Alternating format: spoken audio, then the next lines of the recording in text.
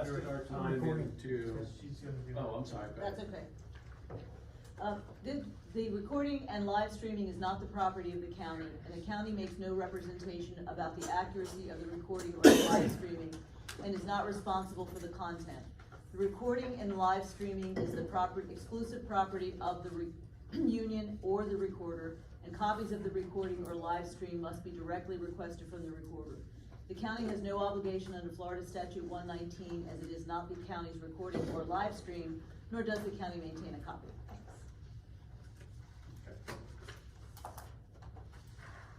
All right, so, as I had said, we invested our time into, more of a conversation, trying to find some resolution on these, so when all's said and done, Karen, I'll get, counties back over to you. Sure. On the open issue still. But we did have a couple of questions on some things, but we'll just go right in the order. Article 1, we're willing to accept the 218.22 Okay. proposal.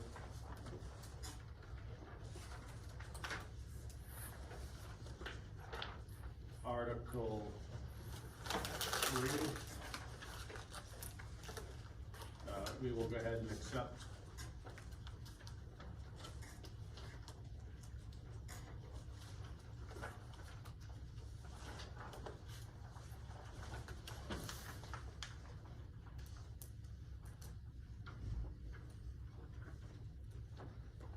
Article 5,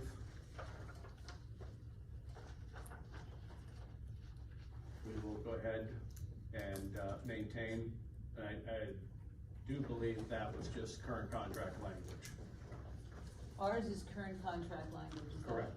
That's the one you updated 218, just reflects current contract Yeah, language. exactly. Okay, so we will accept that.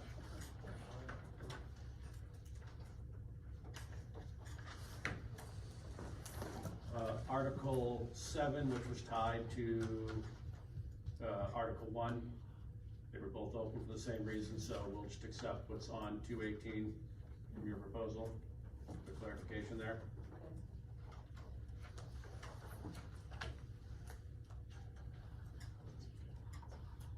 Those were the easy ones.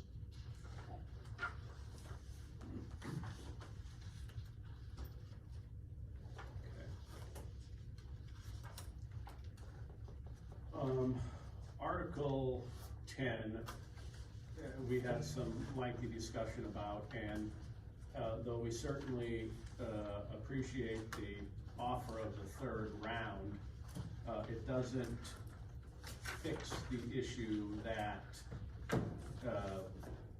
we brought forth, and that is, even if we have a third round, that's great, but a month after the third round, if an opportunity arises for an employee to take a day off and go somewhere or do something, they're still in the same boat they're in now. That is, they put in for the time off and they have to wait months to find out if they're approved for that day.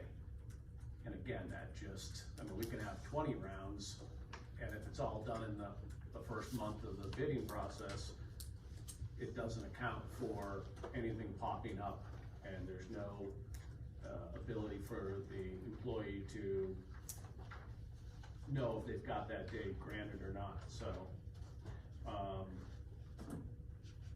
again, I mean, we appreciate the offer, but we don't think that gets us to where, what we're looking for and what the members are requesting from us.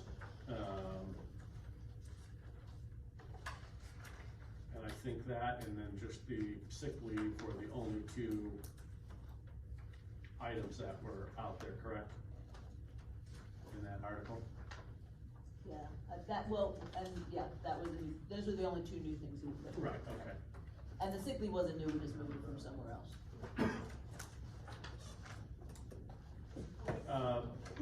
Right, it was moved from somewhere else, but was it existing current contract language? Or was it just moved from another proposal? Yes, another No proposal. Okay, so it's new language, just moved it, right, okay. Yeah, Scott, do you mind, can we circle back Sure. to the, time off outside of the annual bid? Yes. I guess it was my understanding that right now, the way that process is working is 30 days in advance. Is that not working the way it's intended to? Well, the issue is, again, if Clint gets an opportunity to, even if it's 60 days in advance, if he has to wait till 30 days in advance to put in for the time off, we could have the discussion regarding that, but again, it's the approval process of being approved or denied a day or two before, or 3 days before the actual date requested. So there's no way to say, hey, look, I can commit to this or I can't commit to this because I won't know if I got the day off until right before the event or the day required. So, you know, in a way, it's almost promoting just keeping quiet and calling out sick because I'm guaranteed the day off, which kind of creates its own set of problems. So, you know, we certainly feel that the sooner someone could put in for a time off, that as long as it meets the criteria of the open spaces and things like that, if they can be approved or denied, then it makes it easier for them to plan. It makes for a happier employee, and it diminishes the risk of just saying, you know what, I'll just call in sick because I can't guarantee I'll get the day off. It's easier to call in sick.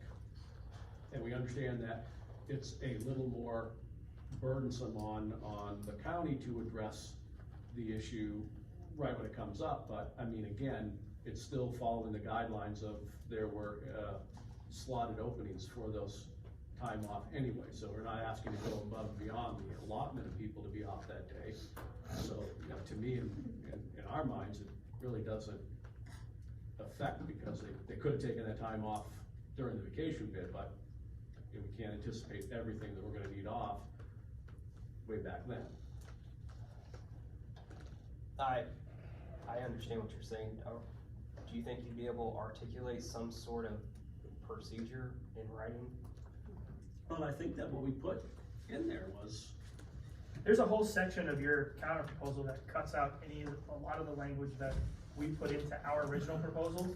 So it's tough for us to look at this proposal and say, well, this is what our language was for you to compare it, because in section H, you guys actually just deleted all of the language that we put in and then put in your little line, and that's it. Could you email us back the one that you're speaking about? yeah, I think the track changes either didn't take effect or it was just inadvertently cut out, but, Yeah, email it back to us, and then during the caucus we can talk about it. all right, let me make a note of that, I'll forget. So Clint, it's H? for Yeah, your proposal? section H, it talks about the approval process, and you know, again, we'd ask to take a look at that, because I think that gets us where we need to be, right on the money. Anything else on 10?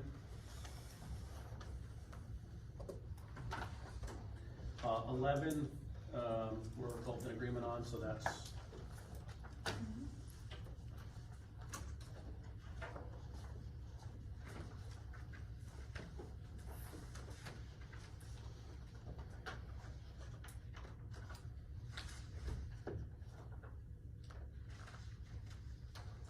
All right, and 17 was tied into 10, so we can wrap up 17, or 10, that takes care of 17, but we'll leave that open for now.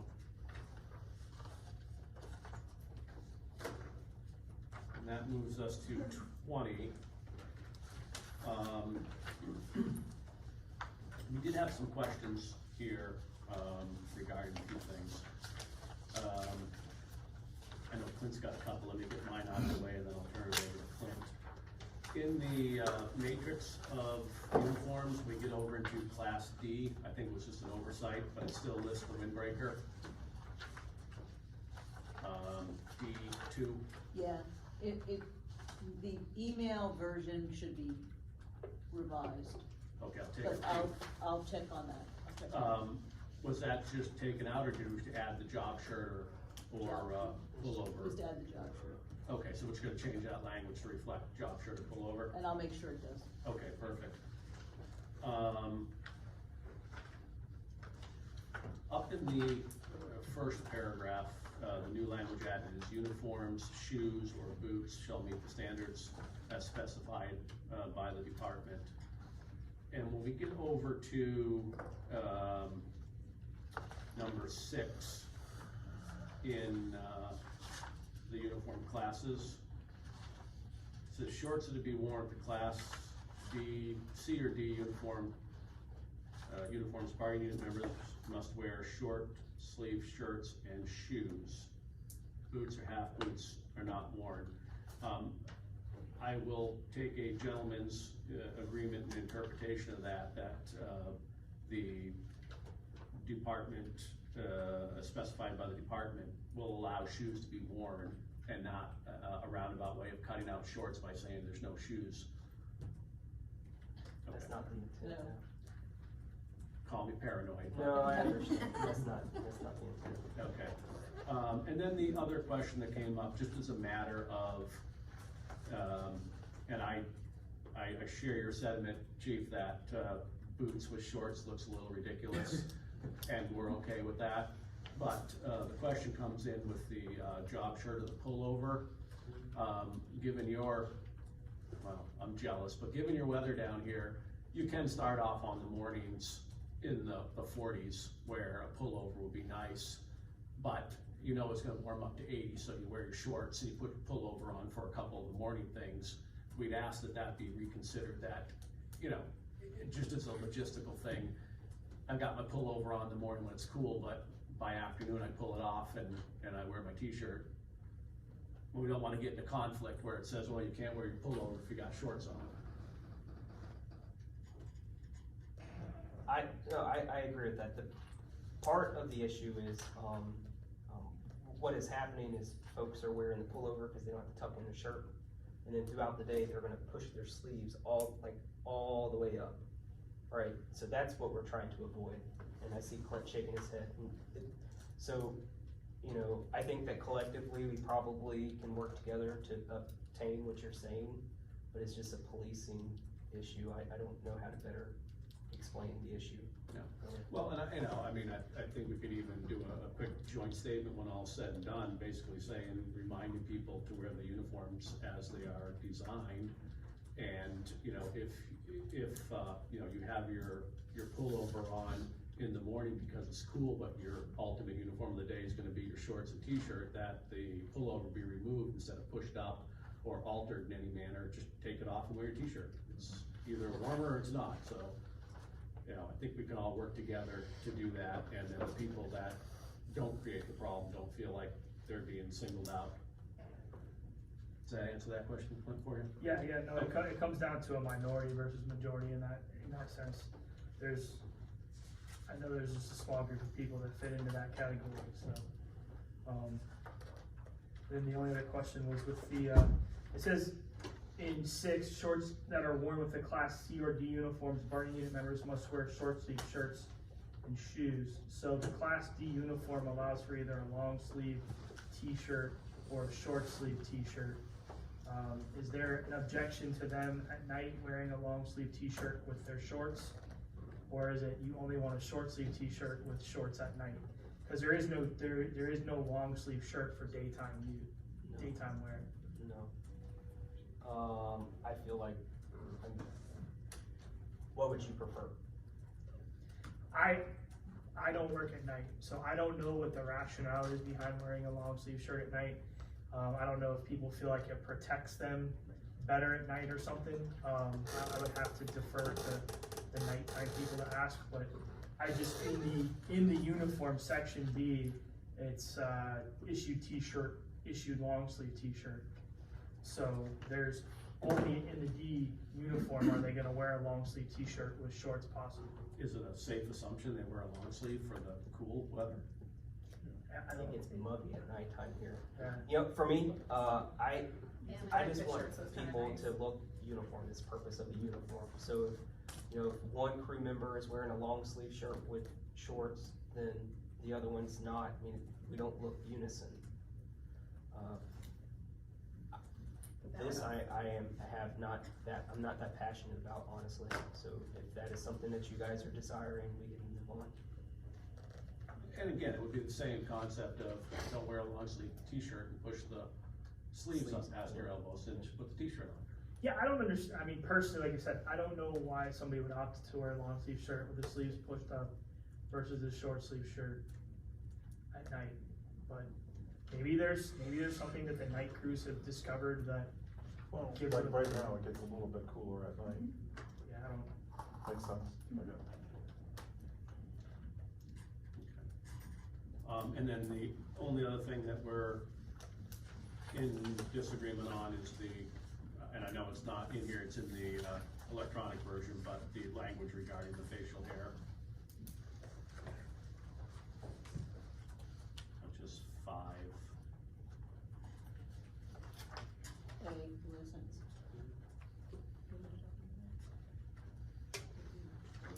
We'll put the counter together on that one.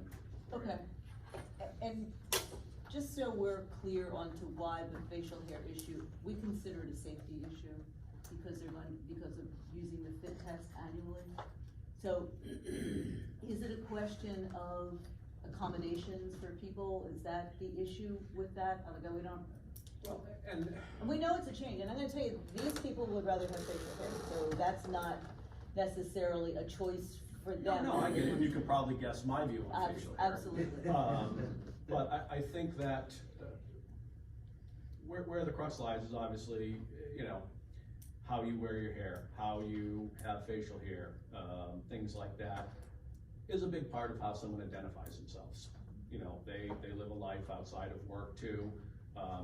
We understand that body modifications and things like that have no place in the professional realm of who we try to project that we are.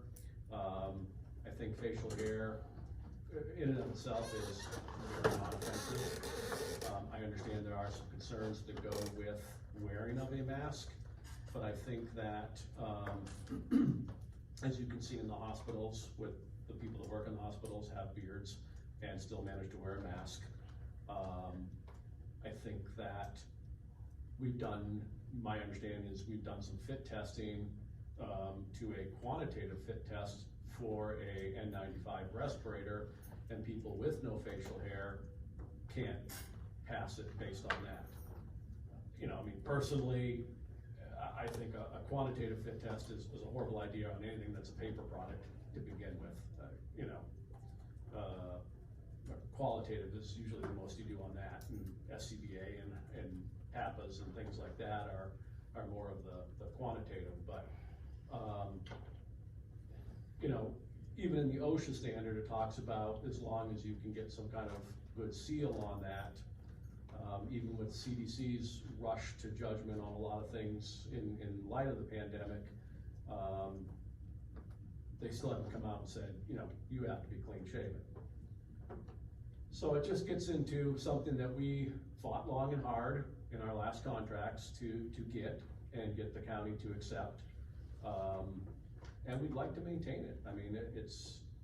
Again, it comes down to a personal choice, and people that don't have beards are in support of it because maybe someday they will. And, that's what the people want. And I think that the fact that we made it very clear it was to be no more than a ½ inch and clean trimmed and whatnot, is gonna avoid the Duck Dynasty look. With the members, and again, I don't know how many people actually had beards when they were able to. Which, obviously there was some discussion about people shaving, and I don't know if that's the issue of any type of grievance or anything, so I don't wanna get too deep into that, but, the overwhelming majority is they wanna keep the facial hair and make sure it's clean and trim.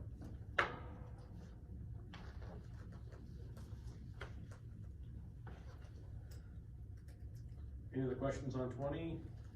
Good? Okay, we'll move on to 24, compensation.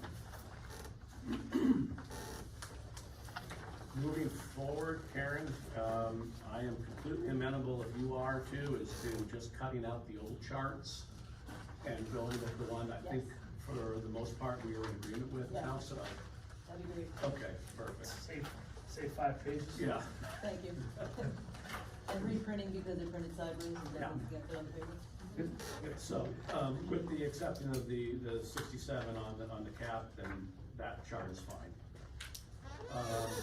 Did we send a sent an updated version, right? Hmm? We sent the updated version. Yeah, we did, but it still had the other chart in it. Yeah, we did send you the 60 chart, but it still had the other chart in it. Okay, I didn't even know this yet, so like I said, we really wanted to kind of talk about, substance, That's fine. so we can keep things moving. So, in the wage article, we've had a considerable conversation about this. And I wanna work from this premise moving forward. The merit-based increases. For argument's sake, if we were to agree to those, the 3.5, 3, 2.5, 1.0. So as we discuss the other options here, keep in mind that that would be an acceptable section. So we've got a couple things that we still need to deal with. And that is the existing paramedics. We know that, and I think my counter proposal had reflected this, we know that there's a desire to entice people to become charge medic, and that's why we had left the language in there in our counter proposal about the incentive program. But we're gonna have a small segment of people that, for whatever reason, are not gonna be able to move up to charge medic. They don't want to move up to charge medic. You know, they've been working a number of years in that position. And through no fault of their own, now we're gonna kind of change the rules and take away a P2 position and combine it with a P1, and that's kind of where they're gonna sit. Again, moving forward, I don't mind, and I don't think anyone minds, the incentive and then the new hire. If you're gonna remain a paramedic, then you're gonna be at the EMT rate. But we have that small group of people, and I don't know what the number is, to be honest with you, because I don't know how many people are gonna take advantage of the move up and the lump sum payment. But we would really like to keep what we proposed as a scale for the grandfathered paramedics. And again, Chief, do you have any idea right now how many paramedics are just paramedics and not charge? I did look into it, and I'm not 100% sure. I think the number is like 13 or 6, something. Okay. Not a whole So lot. not a crazy number. And again, so we'd ask for some consideration that, again, and out of that 13, between turnover, people moving up to charge medic, take advantage of the higher rates now, any number of circumstances, you know, let's just use the round number of 13 now. By the time we sit down again to do this, it could be down to 7, 6. After a couple more cycles of the contract, it may not be necessary, but again, instead of telling these people they're now capped at a lower rate and that's the end of it, we would like to take care of those people that up till we decide to change this, they were perfectly fine as being a medic. So did your proposal then to somehow identify as of ratification date, or the, you know, whatever date it's tentatively agreed to, that those would be the grandfathered people, right? Correct. Anybody else coming in, if you're gonna come in as a medic and you choose to stay there, fine, you move along at the EMT rate. That's what you came in here, that's what's explained to you, and that's a choice that you make, versus someone that was a medic now and had their own scale all marched out for them and whatnot, and then turn around and say, well, no, now you're just an EMT. I just think it's fair to certainly draw the line and distinguish the two, and not let anybody else into the scale. It's strictly the people that were at that classification at the time of ratification. So that was our last proposal, or actually last couple of times, and you Yeah. guys struck through. Yeah, well, I'm just asking for Yeah, a second no, I look at it. understand. Okay. So with that in mind, we go down to,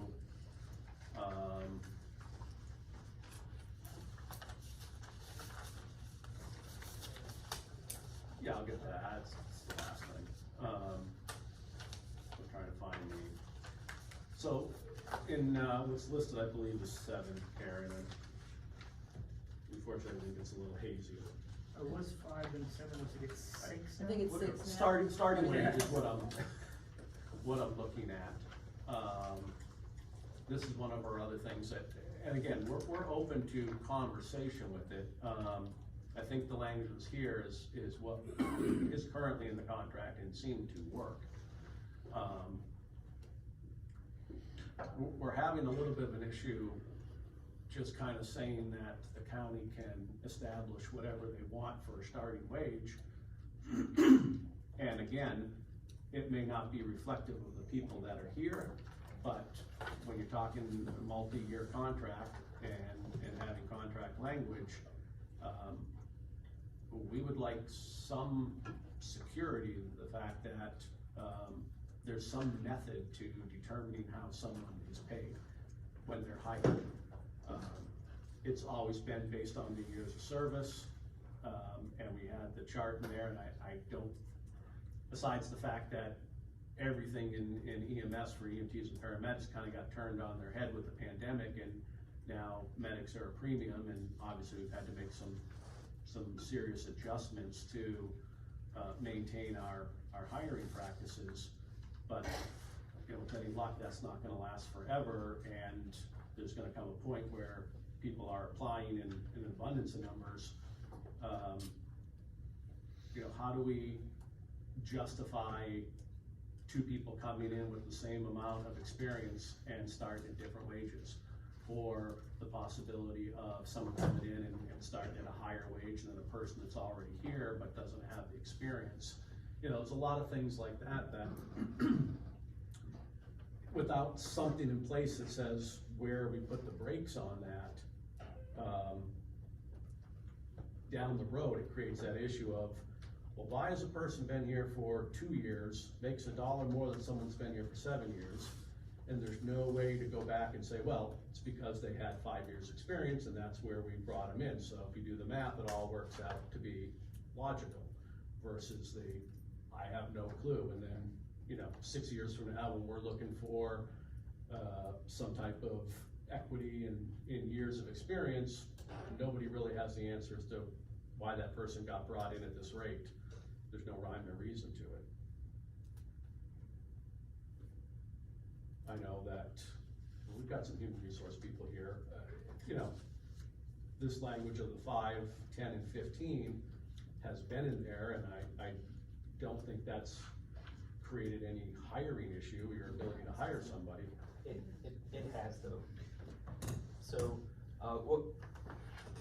I think that there's probably a lot of levels or areas of the contract that's kind of made it difficult to onboard new employees. One, our compensation package. We've been talking about it for a while and trying to get to a resolution about it, but I'm confident with what we have here that will be one of the best in the state. But what is happening now is we're able to attract people to come apply, but when they get their conditional offer, they see what the max amount is and they turn it down. And it's because of the 3 bullet points here. If you guys have a different idea, those 3 bullet points really are not working well on the business side of things for us. Okay, and again, we're open to conversation, but the question would be, how do we ensure that, again, there's some accountability as to how and why that person was offered XY rate as a new hire?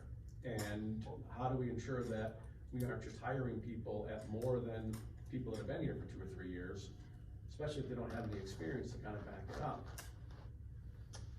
Doesn't do any good to make a group of people happy coming through, because 2 or 3 years down the road, when someone new is coming in making more than them, it's gonna be the same problem over again. It's, you know. No, and I understand part of the problem and why that's in there is because of some past practices that have occurred here. And I acknowledge that. I can speak to the business side of things.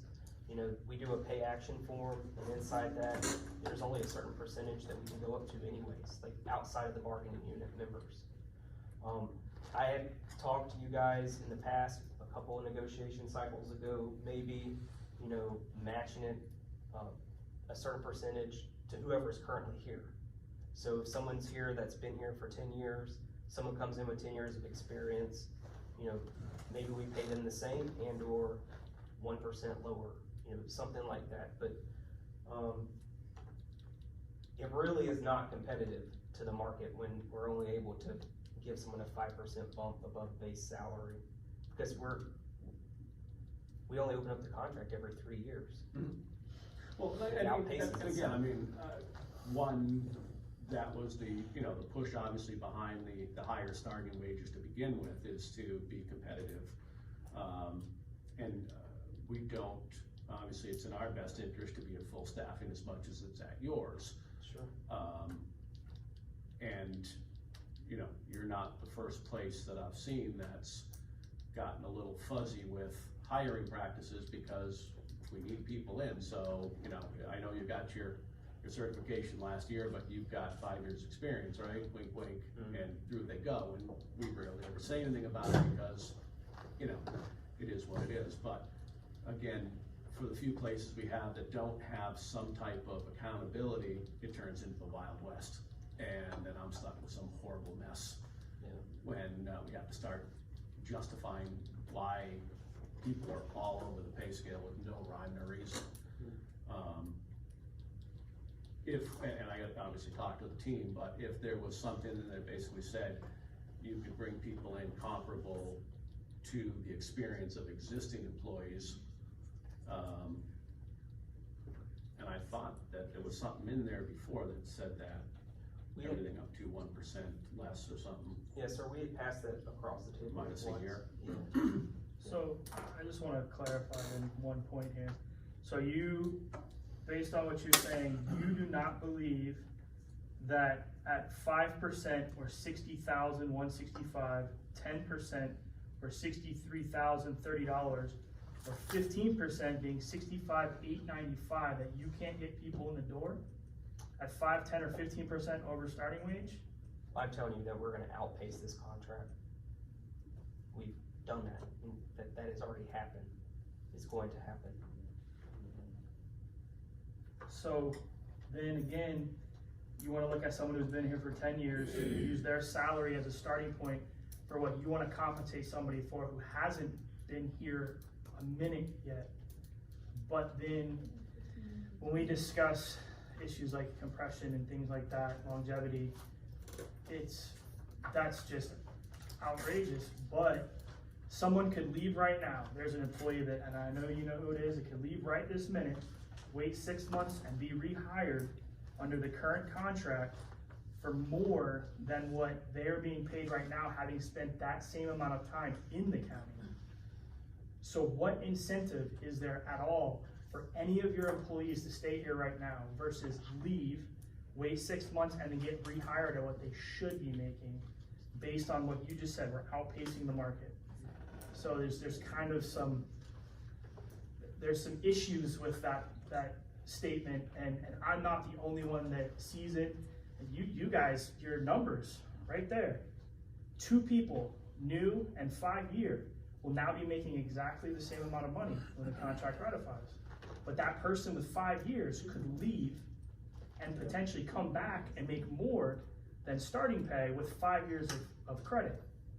So that's where the heartburn for us is coming in, with the idea that it's just kind of like an arbitrary, this is the number that the market says that this person is worth coming into here, but that's not how much that person who's here now is worth. And that's where all this trouble comes in. That's why we're losing people, because they see that they can hop over here, make a little bit extra money for 6 months, and then they'll come back and make even more because they know how the system works and how they can game the system. But there's nothing coming out of this that keeps the people that are here now. So you're saying that you wouldn't want everybody to be brought up to the new minimum then? No, I'm not saying that at all. Okay. What I'm saying is that just bringing people up to the new minimum because their current salary is so low as it is now, and then hiring somebody who has that same amount of experience but at 5, 10, or 15% over the starting salary doesn't reward that person for putting 5 years of service in with the county, or 10, or 12, or 15. And that's the issue we have here. That's why we're losing employees. It's because you guys are putting so much money and so much focus on the person who hasn't even heard of Manatee County EMS than the people that have been here for a decade. And that's a problem. And that's why we exist. That's why every week I'm signing up new members, because of that issue right there. And I don't understand how that's not obvious, especially when you guys even did your own math up there to see that that's an issue.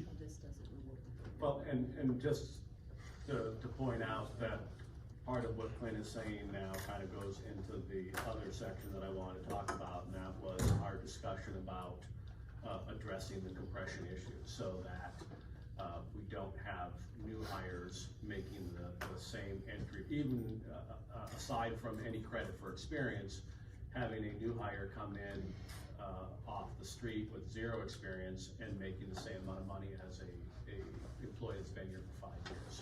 And I think that's what we've done now, is by bringing up those starting wages considerably, it's pushed everybody up to the 5 or 6 year mark is where they would be at the same rate. Which again, we know that we have to bring the starting rate up.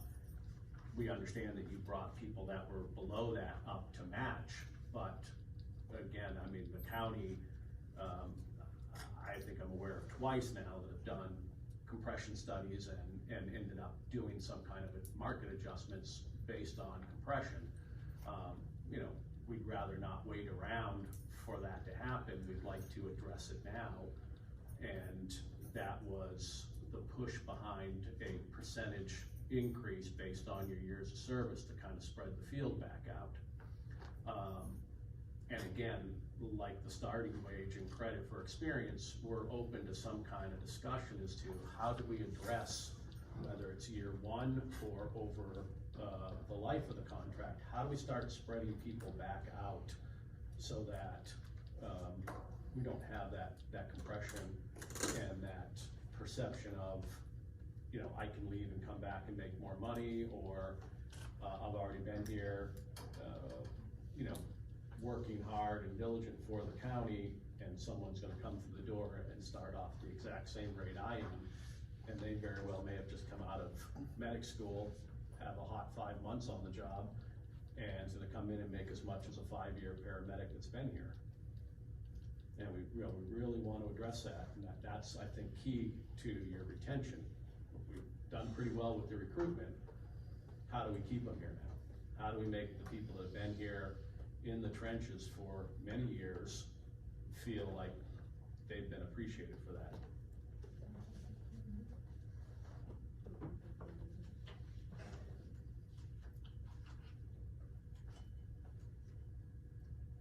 I guess it's hard for us to see that with the reslotting, I mean, we could go back and rethink and just not bring everybody up to the same pay level.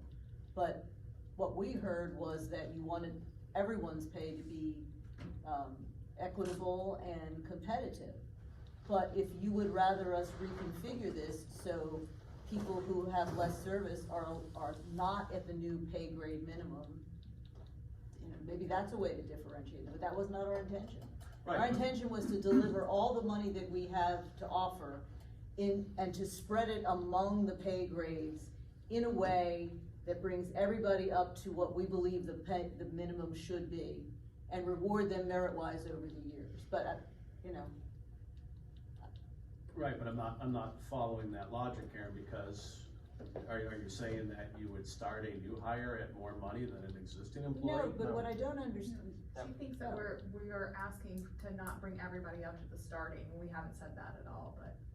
Well, no. It seems like that is what you're saying, because on the one hand, you don't want new hires to come in, I understand that, and make more than people who have been here for a while. I hear that and I understand that. But what I also heard you say is that, well, now if you bring all these people up to the minimum, people who have been here for different amounts of years are all making the same amount of money. Well, either we bring everybody up to the minimum, or we do something different to slot them lower than the minimum. Well, I guess that's. Well, I mean, that's where we differ, is you say, you know, do something different to bring it down. I'm saying do something different and bring it up. People that have been here. We could just give them a percentage increase and won't bring them to the minimum. I mean, there's different ways to do that, and that was not our intention by putting this plan together. Right, but And I do hear what you say about bringing people in, and we'll take that back and talk about that and how we can put some parameters around it. But I think it's fair to understand that, you know, they're facing the issues and the analysis of why these numbers and these parameters aren't working. But I hear what you're saying. Right, well, That other parameters might. if you take the scale that we're both in agreement with now, and you were to slot all the people on there today that was here, you put them all on the scale, we looked at what you gave here, and correct me if I'm wrong, but a new hire would be at the same rate of pay as a person with X amount of years. That won't happen. So upon ratification of the contract, everyone will get 5% for the base pay. So if someone comes in with no experience, brand new paramedic, they're going to start at the base pay. Right, which is, So let's take a brand new employee that just got their paramedic license. This is their first job here in Manatee County EMS. Right. Because they're here, under this contract, they get adjusted 5%. so let's just walk through this and just make sure that we're both looking at this the same way. So, a P1 paramedic EM2, they're working on a 24-hour truck. They're gonna come in at a base rate of $13.97, correct? Well, let's go.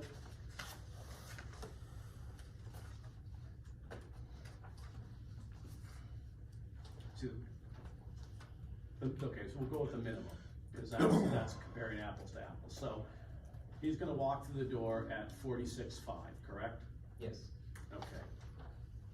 Now, based on our current employee roster, where does a 5-year EMT sit now as their salary, base salary? I don't have that answer up top. I mean, I'm sure I can find out. 33,679. What's that? 33,679. 33,679, so he's gonna get brought up based on this chart to the 46.5. We're 38.1% above current starting salary. So again, we brought them up because that's the new bottom of the floor, but it also now has that EMT that's been working here for 5 years, making 46,500, and the guy that's walked in the door fresh out of EMT school, making the same amount of money. So yes, that EMT has received a raise, but it's only to where we're bringing new people through the door.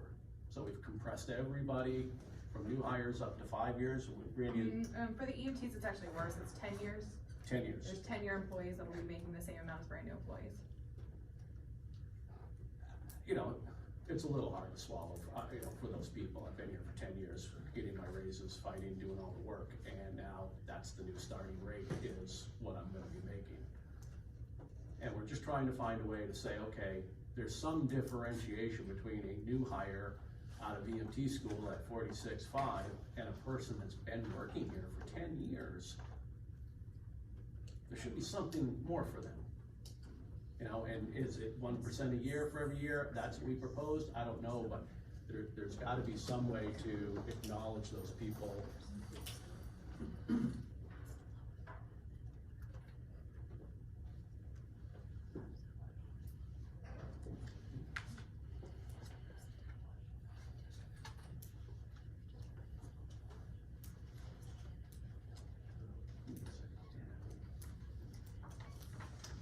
All right, we'll take a look at it.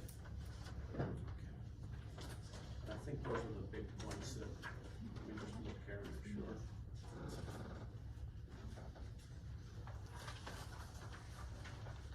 Is that it for the pay article?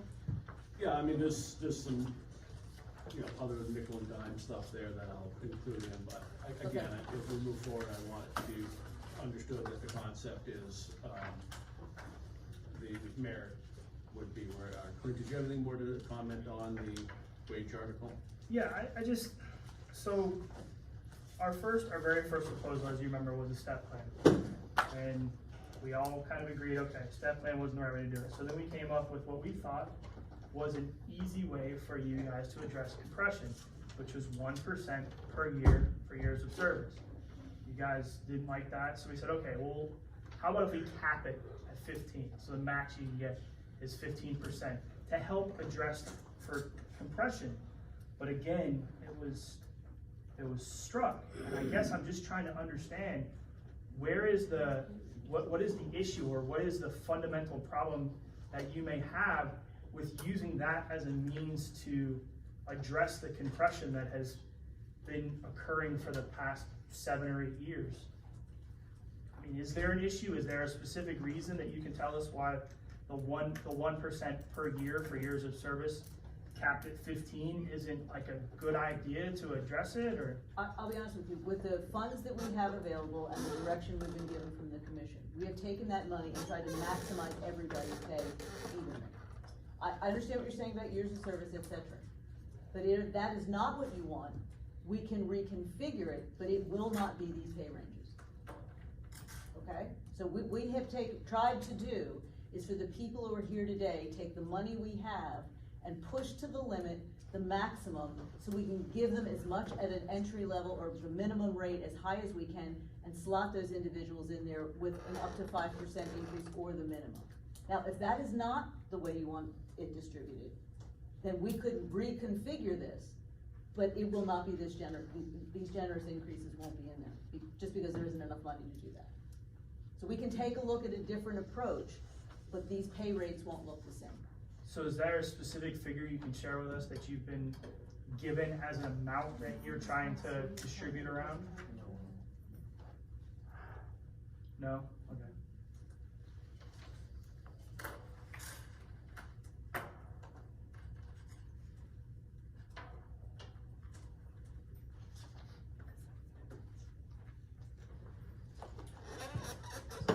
And then the last, no, 2, I'm sorry. I treated them as one because they're stapled together, I guess.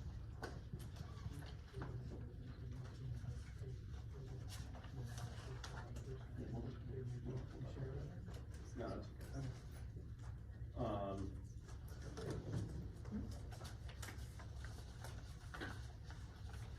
Article 25, I think the only open issue on that was, the discussion of the med control. I know you said you were gonna talk a little bit We'll about talk it. about that.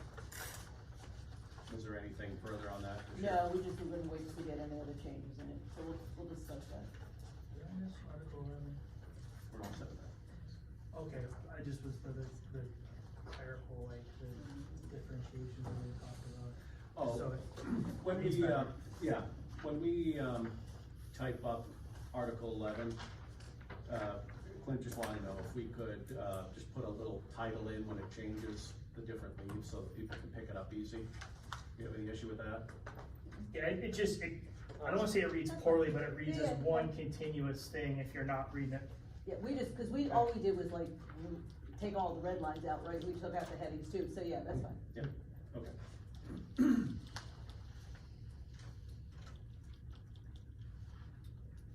Yeah, so I guess then with, 25, the only thing was the medical director, correct? Yeah, that was it. Okay. I think we gave our reasoning and. And then 27, up in section 1, we're fine with that clarification. The acid or $1,000. Coming down to section 2, we're gonna maintain our position on that. Again, I wanna do everything possible to force the committee to put aside their management or union hats and look at the totality of the circumstances that's put before them. And though I'm not an optimistic person, I really hope that they can come to some conclusion that moves it one way or the other, and that any particular instance where the chief has to be the tiebreaker will be more of a exception than the rule. And with that in mind, again, I don't want to take away the ability of an employee to be able to grieve it if it's not a majority. So we'd ask to keep that language the same. And then Clint did catch something, and I guess we can ask for a little clarification. When we talk about the committee getting together and and taken a look, and they're gonna go under the, rules, so to speak, of section 3, which talks about levels of responsibility.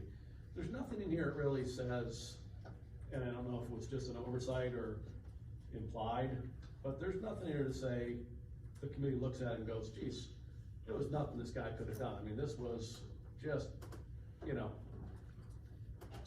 you were at a stoplight and somebody popped open the door and grabbed your bag and ran off, and, you know, how the hell would you remotely have any liability on that? Or, you know, any number of things. Is there a provision in there for the committee to look and say, there's just nothing here? This is one of those freak accidents, or this just happened and it's.